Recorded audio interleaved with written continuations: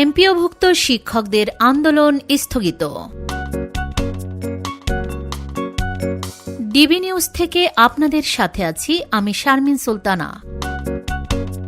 এবার বিস্তারিত। বেসরকারি শিক্ষা প্রতিষ্ঠানে কর্মরত এমপিওভুক্ত শিক্ষক কর্মচারীদের বাড়ি ভাড়া 2 ধাপে মোট 15% করার সিদ্ধান্ত নিয়েছে অন্তর্বর্তী সরকার। সরকারের এই সিদ্ধান্তের পর আন্দোলনরত শিক্ষকরা তাদের চলমান কর্মসূচি স্থগিত ঘোষণা করেছেন।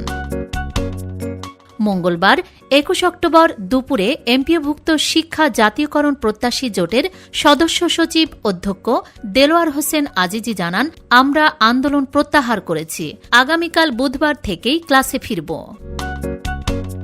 এর আগে শিক্ষা মন্ত্রণালয়ের জনসংযোগ কর্মকর্তা খালিদ মাহমুদ স্বাক্ষরিত এক বিজ্ঞপ্তিতে জানানো হয়, আজকের দিনটি শিক্ষা বিভাগের জন্য ঐতিহাসিক। এমপিওভুক্ত শিক্ষক কর্মচারীদের জন্য আগামী 1 নভেম্বর থেকে 7.5% বাড়ি ভাড়া, ন্যূনতম 2,000 টাকা এবং 2026 সালের জুলাই থেকে আরও 7.5%, সর্বমোট 15% বাড়ি ভাড়া ভাতা কার্যকর হবে।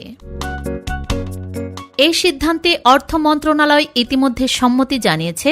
জানানো হয়, মন্ত্রণালয়ের উপসচিব মোসাম্মদ শরীফুন্নেসা স্বাক্ষরিত সম্মতিপত্রে। সেখানে বলা হয়েছে, সরকারের বিদ্যমান বাজেট সীমাবদ্ধতা বিবেচনায় রেখে সরকারি এমপিওভুক্ত শিক্ষক কর্মচারীদের জন্য এই ভাতা নির্ধারণ করা হয়েছে।